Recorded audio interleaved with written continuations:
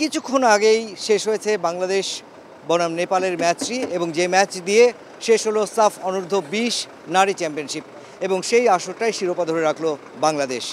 4-0 গোলে জয় পেয়েছে লাল সবুজরা। সেই 4-0 গোলের 4টি গোলই করেছেন সাগরিকা। এই ম্যাচটি নিয়ে ডিসকাস করব, ম্যাচটি নিয়ে আলোচনা করব, ম্যাচের একটু ময়নাতদন্ত করতে চাই এবং সেজন্য আমার সঙ্গে রয়েছেন দুজন ক্রীড়া সাংবাদিক, দুজন ফুটবল বিশেষজ্ঞই বলবো আমি। আমার সঙ্গে রয়েছেন সামন হোসেন, যিনি কাজ করেন মানব জমিনে, এবং রয়েছেন তানজিম আহমেদ, যিনি কাজ করেন ট্রিবিউনেতে।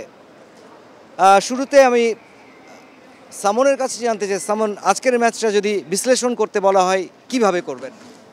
আসলে প্রথমে অভিনন্দন জানাতে চাই বাংলাদেশ দলকে। তারা অসাধারণ ফুটবল খেলে নেপালকে একদম আউট প্লে করে শিরোপাটা নিজেদের কাছে রেখে দিয়েছে। ম্যাচটার যদি বিশ্লেষণ করতে চাই, আসলে আমরা গ্রুপ লিগ পর্বে বাংলাদেশ নেপালের একটা ম্যাচ দেখেছিলাম।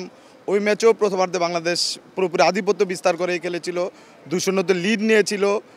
দ্বিতীয়ার্ধের শুরুতেই কোচ 3-4 জন খেলোয়াড়কে পরিবর্তন করার কারণেই কিন্তু ওই ম্যাচটা আসলে নেপাল ফিরে এসেছিল। নেপাল পরে দুই গোল দিয়ে ম্যাচে সমতায় ফেরায়, যদিও শেষ মুহূর্তে আমরা ম্যাচটা জিতেছি 3-2 গোলে।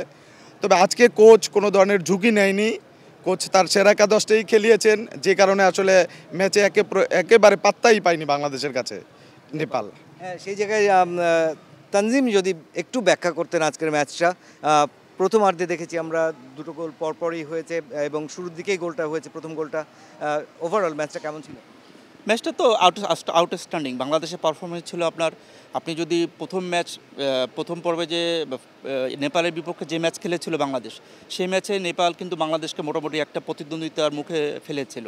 আজকে কিন্তু ওয়ান কাইন্ড অফ আপনাকে বলতে হবে যে বাংলাদেশ একচেটিয়া প্রাধান্য বিস্তার করে খেলেছে এবং সেখানে এটা আজকে যেহেতু অলিখিত ফাইনাল ছিল, হয়তো এখানে পিটার বাটলার এবং তার শীর্ষ যে প্লেয়ার ছিল তাদের মধ্যে হয়তো অন্যরকম একটা স্পিয়ার ছিল যে আজকে আমরা প্রথম ম্যাচে যে ভুল ত্রুটি ছিল সেটা করবো না এবং আমরা আজকে নিজেদের মাঠে এবং আমরা একচেটিয়া প্রাধান্য বিস্তার করবো এবং 90 মিনিট পর্যন্ত এক তাল্লয়ে খেলবো। সেই খেলাটি বাংলাদেশ খেলতে পেরেছে এবং এখানে একটা সিগনিফিকেন্ট বিষয় যার কথা না বললেন না, সেটা হলো সাগরিকা আপনার লাস্ট ম্যাচে সে রেড কার্ড পেয়ে 3 ম্যাচ বাইরে ছিল। তো ও কেমন প্লেয়ার সেটা কিন্তু আপনার শ্রীলঙ্কার বিপক্ষে হ্যাটট্রিক করে সে দেখিয়েছে। তো এরপরে সে যে যন্ত্রণায় পড়েছে লাল কার্ড পেয়ে 3 ম্যাচ সাসপেনশন, এবং আজকে যেটা শুনলাম ম্যাচের একটু মাঝখানেই বাফুফের একজন বলে গিয়েছে যে সেই 3 ম্যাচ বাইরে থেকে সে যে যন্ত্রণায় সে দগ্ধ হয়েছে, এতে নাকি সে নতুন করে নিজেকে ফিরে পাওয়ার মিশন ছিল আজকের ম্যাচে, বাড়তি স্পিড, এবং সেই স্পিডে আজকে নেপাল একদম খড়কুটোর মতো উড়ে গিয়েছে এবং শুধু সে হ্যাটট্রিক না, সে 4 গোল, বাংলাদেশ 4 গোলে নেপালকে হারিয়েছে। 4 গোলই হলো বাংলাদেশের সাগরিকা করেছে এবং আপনি যদি দেখেন সাগরিকার এই পারফরমেন্স আগের সব পারফরমেন্সকে ছাড়িয়ে গেছে। এর আগের টুর্নামেন্টেও সে সেরা ছিল এবং আজকের টুর্নামেন্টেও তাকে ম্যান অফ দ্য ম্যাচ করেছে। হয়তো রেড কার্ড বা আদার্স কারণে ম্যান অফ দ্য টুর্নামেন্টের সেরা পুরস্কারটা সে পায়নি, তো তার যে পারফরমেন্স আউটস্ট্যান্ডিং, এটা আসলে আপনি যারা ম্যাচ না দেখেছেন ভাষা আমরা তাদেরকে বলতে পারবো না। আপনারা যারা দেখেননি তারা হয়তো ইউটিউবে দেখতে পারবেন যে 4টা গোল বাংলাদেশের কোনো মেয়ে স্ট্রাইকার এত সুন্দর ফিনিশিং, এত সুন্দর কুল ব্রেনে যে বল কিভাবে জালে রাখতে হয়, আমার মনে হয় যে সাগরিকা দেখে আমার মনে হয় অনেকেরই অনেক কিছু শেখার আছে। সামন, আপনার কাছে আবারও আসতে চাই, একটু আপনার কাছে জানতে চাইবো যে যেখানে সাগরিকার 4টা গোলে বাংলাদেশ জয় পেল, কিন্তু সেই জায়গায় শেষ দিকে আমরা দেখেছি ডিফেন্সিভ ফুটবল খেলেছে বাংলাদেশ। ডিফেন্সিভ বলতে অনেকগুলি নেপালের অ্যাটাক আটকে দিয়েছে বাংলাদেশ এবং সেই অ্যাটাকগুলো কিন্তু অত্যন্ত চমৎকার ছিল, যেগুলি বাংলাদেশ প্রতিহত করেছে। সেই বাংলাদেশের ডিফেন্স লাইনটা নিয়ে যদি বাংলাদেশ আসলে ডিফেন্ডিং করে না, এটা ঠিক যে বাংলাদেশ সেকেন্ড হাফের শেষের দিকে গিয়ে ডিফেন্ডিং করে নাই। একটা দল 4-0 গোলে পিছায় আছে, তারা তো চেষ্টা করবেই অন্তত 1-2টা গোল শোধ দিয়ে ব্যবধানটা কিছুটা কমাতে। তাছাড়া কোচ শেষের দিকে বাংলাদেশের 2জন মাঝমাঠের কুশলী ফুটবলারকে উঠিয়ে নিয়েছেন, যে কারণে মাঝমাঠটা কিছুটা সময়ের জন্য ওদের নিয়ন্ত্রণে চলে গিয়েছিল, এই কারণে ওরা কিছু আক্রমণের সুযোগ পেয়েছে। তবে জানতে চাইছিলাম যে আক্রমণগুলো করেছিল সেগুলো যে প্রতিহত করেছে বাংলাদেশের ডিফেন্স লাইন, সেই জায়গায় আসলে আমাদের ফরওয়ার্ড লাইন তো দারুণ খেলেছে ম্যাচে। বাংলাদেশের ডিফেন্ডারদের ওই অর্থে কোনো পরীক্ষাই দিতে হয়নি এই টুর্নামেন্টে, বড় রকমের প্রেশারও পড়ে নাই। সেই দিকে ওরা যে প্রেশার দিয়েছে আমাদের ডিফেন্ডাররা দারুণভাবে সেটা ওভারকাম করেছে। এখানে আপনি যদি বলেন যে আপনি ফরওয়ার্ডদের প্রশংসা করবেন, সেক্ষেত্রে আপনি শেষের দিকে বাংলাদেশের ওরা যে আক্রমণ করেছে, ওদের কিন্তু একজন ফরওয়ার্ড ছিল এই টুর্নামেন্টে 10টা গোল করেছে। ও কিন্তু বেশ কয়েকবার নেট ওপেন করেছিল, মানে গোলরক্ষককে বিট করেছে, কিন্তু আমাদের ডিফেন্ডাররা ওর প্রত্যেকটা আক্রমণ দারুণভাবে প্রতিবদ্ধ করেছে। আপনি এখানে ডিফেন্ডারদেরও আপনার বাহবা দিতে হবে। সেই জায়গায় আমি একটু আসতে চাই আবারও তানজিমের কাছে, যে তানজিম, এখন কিন্তু বাংলাদেশের সামনে বড় একটা মিশন রয়েছে, এই অনূর্ধ্ব 20 দলের এএফসি কাপ খেলতে হবে তাদের, এবং তার আগে পিটার বাটলারকে নিয়ে যদি বলতেন। পিটার বাটলার আসলে আমাদের এই যে টিম, এই যে মেয়েদের টিম গঠনের পেছনে শুরু থেকে কিন্তু আপনি আমাদের যে পলেশ মলি, গোলাম রব্বানী, ছোটন, তারাই কিন্তু এই মেয়েদের টিমকে আজকে মনে করেন একটা লেভেলে নিয়ে এসছে। যে তারপরে পিটার বাটলার গত বছরের যে দায়িত্ব নেওয়ার পর থেকে এই জায়গাটা থেকে আরও উপরের দিকে নিয়ে এসে তার প্রমাণ হলো আমরা অনেক প্রতিকূলতা বা অনেক ঝুট ঝামেলার মধ্যে আমরা কাঠমান্ডুতে গত বছর আপনার সাব জেতার পর এইবার এশিয়ান কাপের বাছাই পর্বে আমরা মিয়ানমারকে হারিয়ে আমরা কোয়ালিফাই করলাম প্রথমবারের মতো। দেন আজকে যে আউটস্ট্যান্ডিং পারফরমেন্স, এটার পেছনে পিটার বাটলারের অন্যরকম অবদান। কারণ উনি যে আসলে একটা কোচ, ওনার থিওরি কিন্তু সবসময় এটা যে ডিসিপ্লিন এবং আমার যে কোচিং থিওরি সেটাতে তোমাকে অ্যাডপ্ট করতে হবে।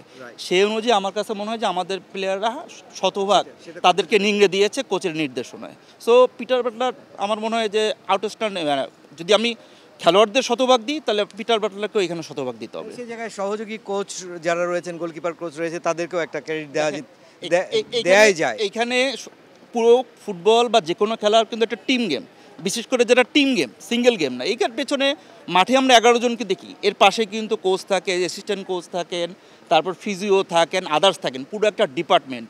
তা আমার মনে হয় যে পুরো পরিবার, পুরো টিম যদি মনে করেন যে এখানে এফোর্ট না দেয়, তাহলে মনে করেন যে আজকে এই পর্যন্ত আসা সম্ভব না। সো এটা সবার অবদান।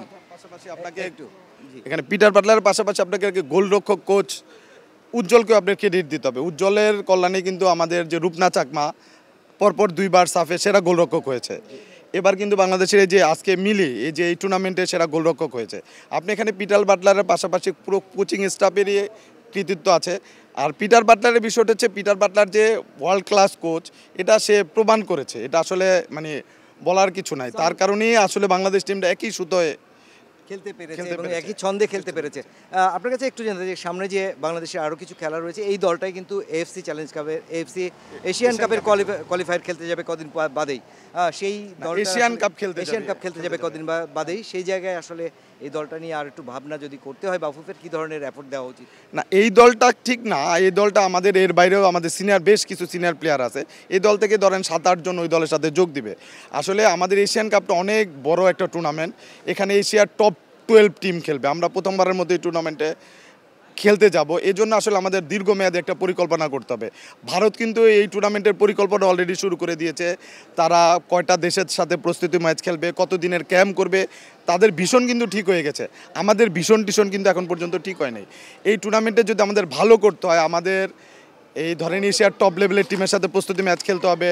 আমাদের একটা দীর্ঘমেয়াদী ট্রেনিং ক্যাম্প করতে হবে। ট্রেনিং ক্যাম্প আমাদের সারা বছরই হয়, কিন্তু ক্যাম্পটা আমাদের মনে হয় যদি একটু দেশের বাইরে করা যায়, তারপরে ধরেন শক্তিশালী টিমের সাথে আমাদের বেশ কিছু ম্যাচ যদি আমরা খেলতে পারি, আমার কাছে মনে হয় এশিয়ান কাপেও আমাদের মেয়েরা ভালো করবে। সেই আয়োজনটা নিশ্চয়ই করবে বাফুফে, এবং বাফুফের যে প্রচেষ্টা রয়েছে নারী ফুটবলের প্রতি, সেটা কিন্তু আমরা এরই মধ্যে দেখে ফেলেছি। এবং কিছুক্ষণ আগেই কথা বলেছি উইমেন্স উইংয়ের চেয়ারম্যানের সাথে, তিনিও বলেছেন প্রেসিডেন্টের সঙ্গে কথা হয়েছে যাতে তাদেরকে ভালো একটা পরিবেশ এবং ভালো একটা এফোর্ট দেওয়া যায় for the mission of Australia. সেই কাজটি কিন্তু তারা শুরু করে দিয়েছেন এর মধ্যে।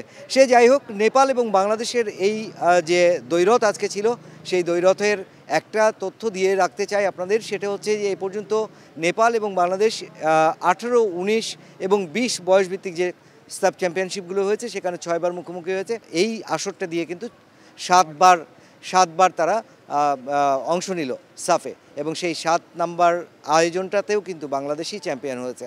সেক্ষেত্রে বলাই যায় যে বাংলাদেশের যে নারী ফুটবলের উদয়, নারী ফুটবলের যে অগ্রযাত্রা, সেটা সত্যিই প্রশংসনীয়, এবং এই প্রশংসার দাবিদার, এর পেছনে যারা কাজ করছেন তারা, সেই সাথে দলের সঙ্গে যারা রয়েছেন তারা, এবং এই দলটা নিশ্চয়ই এগিয়ে যাবে, এশিয়ার মঞ্চেও বড় কোনো জায়গা করে নেবে একদিন, সেই প্রত্যাশা সবার।